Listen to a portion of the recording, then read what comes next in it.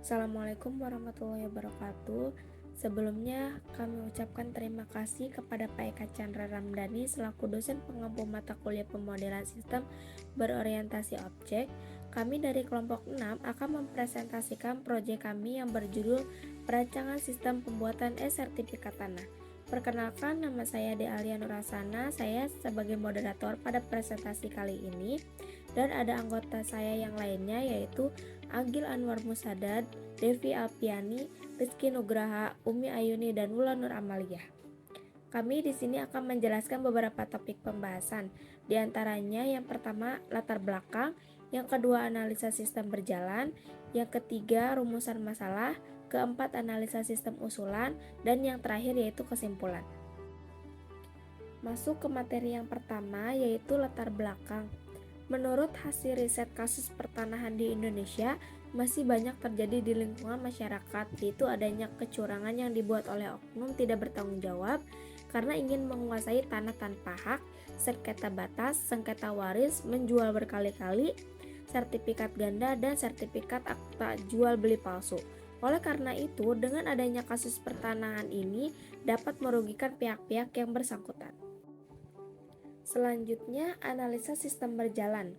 Membuat sertifikat tanah secara mandiri melalui Kantor Badan Pertanahan Nasional. Selanjutnya, di sini ada activity diagram sistem berjalan dengan aktivitas pendaftaran, yaitu pertama, pemohon datang ke kantor BPN dengan membawa berkas. Selanjutnya, loket pelayanan sertifikat akan memberikan formulir pendaftaran yang perlu diisi oleh pemohon. Setelah pemohon mengisi formulir tersebut, selanjutnya pemohon memberikan formulir beserta berkas yang sudah dibawa kepada loket pelayanan pendaftaran.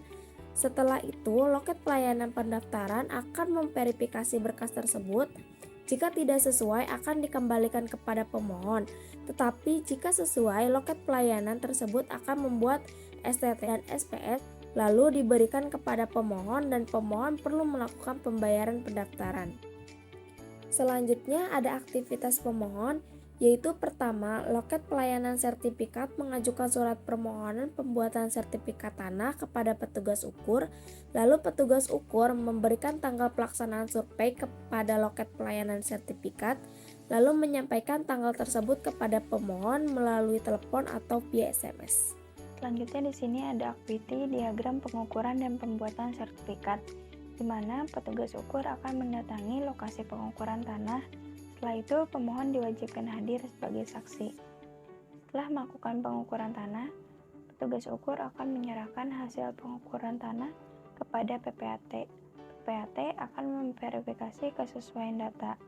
Setelah itu, PPAT akan membuat dan menyerahkan sertifikat tanah kepada petugas loket pelayanan sertifikat.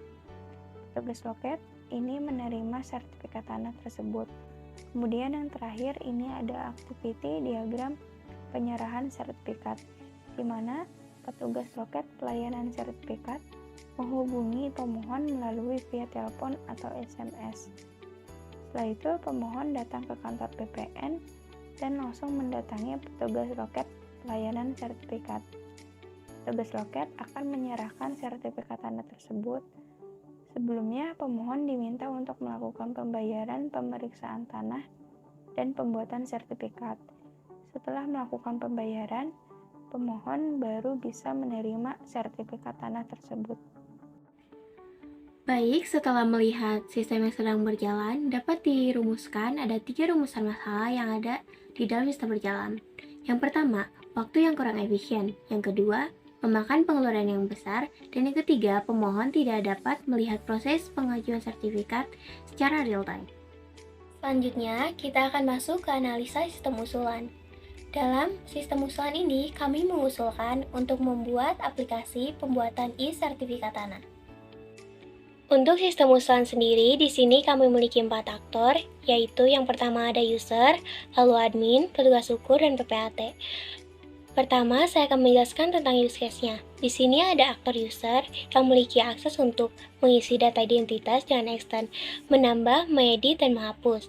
Lalu upload berkas dengan extend menambah, mengedit, menghapus. Pembayaran dengan extend melakukan pembayaran dan cetak bukti pembayaran. Dan yang terakhir, informasi proses pengajuan. Dengan extend melihat, cetak STTD, mengajukan pengiriman email ulang, dan konfirmasi sertifikat diterima. Di sebelah kanan ada admin yang memiliki akses untuk verifikasi berkas-berkas dan extend, menambah, memverifikasi, dan mencetak.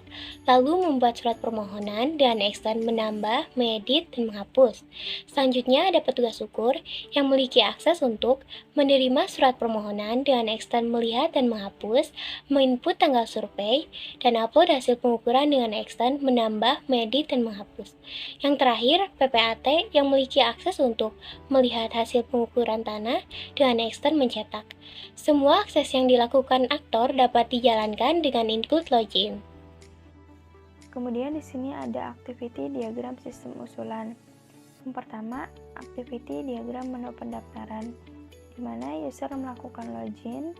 Setelah itu, pilih menu pendaftaran, lalu mengisikan data atau identitas diri. Kemudian, user diminta untuk mengupload berkas-berkas. Setelah user menguploadkan berkas-berkas tersebut, admin akan mengecek kelengkapan data. Jika data tersebut tidak sesuai, maka akan diulang ke proses sebelumnya. Dan jika sesuai, user diminta untuk melakukan pembayaran. Setelah user melakukan pembayaran, maka otomatis pada aplikasi terdapat notifikasi bahwa pendaftaran telah selesai dan user mendapatkan STTD atau surat tanda terima dokumen.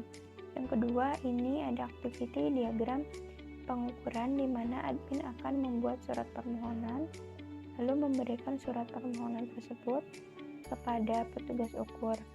Petugas ukur menerima surat permohonan dan menginputkan tanggal survei. Nah, otomatis pada aplikasi user akan mendapatkan notifikasi tentang tanggal survei tersebut. Kemudian, petugas ukur akan mendatangi lokasi pengukuran tanah. User di sini diwajibkan hadir sebagai saksi. Setelah melakukan pengukuran tanah, petugas ukur akan mengupload hasil pengukuran tersebut. Nah, hasil dari pengukuran tersebut akan ditindaklanjuti oleh PPAT. Kemudian, setelah petugas ukur mengupload hasil pengukuran tersebut, otomatis dalam aplikasi user akan mendapatkan notifikasi bahwa proses pengukuran telah selesai dan user diminta untuk melakukan pembayaran. Yang ketiga, di sini ada activity diagram konfirmasi, di mana user akan mendapatkan notifikasi bahwa sertifikat dapat dibuat. Setelah itu, user akan diminta untuk melakukan pembayaran. Setelah melakukan pembayaran, admin akan mengirimkan sertifikat tanah. Otomatis pada aplikasi, user akan menerima notifikasi bahwa sertifikat tanah tersebut telah dikirim. Kemudian, user akan mengecek email. Jika user belum mendapatkan sertifikat tanah tersebut, maka dapat meminta admin untuk mengirimkan ulang.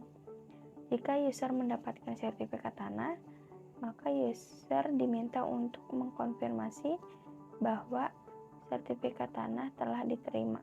Baik, selanjutnya ada diagram kelas. Untuk diagram kelas sendiri, di sini ada 8 kelas. Yang pertama ada kelas user. Untuk kelas user memiliki atribut ID user, password, email, nick, nama user, tempat tanggal lahir, jenis kelamin, dan alamat. Untuk operationnya ada simpan, tambah, edit, dan hapus. Di sebelahnya ada kelas dokumen persyaratan. Untuk atribut dan operationnya bisa dibaca. Dan untuk multiplicity-nya, di mana satu user dapat mengupload hanya satu dokumen persyaratan. Di sebelahnya lagi ada STTD atau surat tanda terima dokumen, di mana multiplicity-nya satu user hanya menerima satu STTD. Kita ke bawah. Di sini ada kelas admin. Untuk multiplicity-nya, satu admin dapat memverifikasi satu atau banyak dokumen persyaratan. Kita ke bawah lagi, ada kelas surat permohonan, di mana satu admin dapat membuat satu atau banyak surat permohonan. Di sebelahnya ada kelas petugas ukur, di mana multiplicity-nya satu petugas ukur dapat menerima satu atau banyak surat permohonan. Selanjutnya ada kelas hasil pengukuran, di mana satu petugas ukur dapat mengupload satu atau banyak hasil pengukuran. Yang terakhir, kelas PPAT. Untuk multiplicity-nya, satu PPAT dapat menerima satu atau banyak hasil pengukuran. Pada sekuen diagram sistem usulan itu terdapat user sebagai aktor, karena user akan melakukan buat akun terlebih dahulu untuk registrasi. Lalu jika berhasil, maka user atau aktor tersebut akan melanjutkan dengan menampilkan halaman login. Lalu aktor tersebut mengisi username dan juga password yang dibutuhkan dan juga yang sudah didaftarkan tadi. Lanjut, proses login berjalan setelah user melakukan submit. Ketika sudah divalidasi, maka akan terdapat keterangan jika user salah memasukkan username atau password ataupun keduanya, maka akan mendapatkan notifikasi kepada user. Jika user berhasil memasukkan password dan username yang sesuai dengan yang sudah didaftarkan, maka akan tampil halaman menu utama. Pada menu utama tersebut, user memilih menu pendaftaran, lalu user atau sistem mengirimkan form pendaftaran kepada tampilan halaman aplikasi tersebut. Nah, lalu user mengisi form pendaftaran tersebut. Setelah selesai, user lanjut mengisi atau mengupload berkas-berkas yang dibutuhkan. Setelah itu, sistem melakukan validasi berkas apakah semuanya sudah terupload atau sudah sesuai dan dengan ukuran tentunya. Lanjut, user melakukan pembayaran. Dan sistem juga akan melakukan pengiriman notifikasi untuk pembayaran yang harus dilakukan oleh user, berapa nominalnya, dan ketika user selesai melakukan pembayaran, lalu sistem akan memvalidasi pembayaran tersebut secara otomatis. Nah, setelah itu, jika pembayaran gagal, maka sistem akan memberikan notifikasi kepada user untuk melakukan atau mengecek kembali pembayarannya dan bukti pembayarannya. Nah, jika berhasil, maka user mendapatkan notifikasi dan juga STTD atau surat tanda terima data dokumen. Baik, selanjutnya ada sequence diagram tahap kedua, yaitu admin membuat dan memberikan surat permohonan kepada petugas ukur, lalu petugas ukur menerima surat permohonan dan menginput tanggal survei ke bagian survei. Kemudian user akan mendapatkan notifikasi tanggal survei yang akan dilaksanakan, dan kemudian petugas ukur mendatangi lokasi dan di situ user akan hadir sebagai saksi. Jika survei telah selesai, petugas ukur akan mengunggah hasil survei ke bagian survei agar bagian PPAT menerima laporan bahwa survei telah selesai. Hal ini dilakukan agar PPAT bisa menindaklanjuti hasil survei. Nah, di sini user juga akan mendapatkan notifikasi hasil survei, kemudian melakukan pembayaran. Jika pembayarannya gagal, maka akan dikembalikan ke si user, dan jika pembayaran berhasil, maka panah akan ke bagian sistem, lalu dikembalikan ke user dengan catatan pembayaran telah selesai. Kemudian ada sequence diagram tahap ketiga, yaitu user akan mendapatkan notifikasi bahwa sertifikat dapat dibuat pada halaman utama.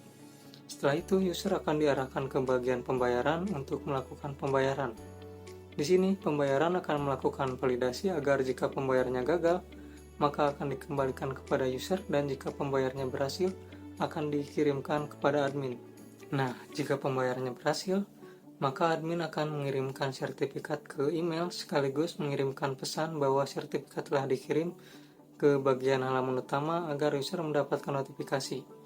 Kemudian user mengecek email dan melakukan konfirmasi. Jika sertifikat diterima, maka panah akan mengarah kepada user, dan jika tidak diterima, maka panah akan mengarah kepada admin. Selanjutnya yang terakhir yaitu kesimpulan. Dalam adanya sistem usulan ini, kami berharap bisa memudahkan masyarakat dalam pengajuan pembuatan sertifikat tanah, di mana pemohon hanya perlu mengupload berkas-berkas persyaratan pembuatan sertifikat dan dapat mengetahui informasi proses pembuatan sertifikat secara real time. Selain itu, dengan adanya sistem usulan ini dapat mengefisienkan waktu dan biaya yang dikeluarkan lebih sedikit, juga dapat meminimalisir kecurangan dari oknum-oknum yang tidak bertanggung jawab. Sekian dari kelompok kami, kurang lebihnya mohon maaf. Wassalamualaikum warahmatullahi wabarakatuh.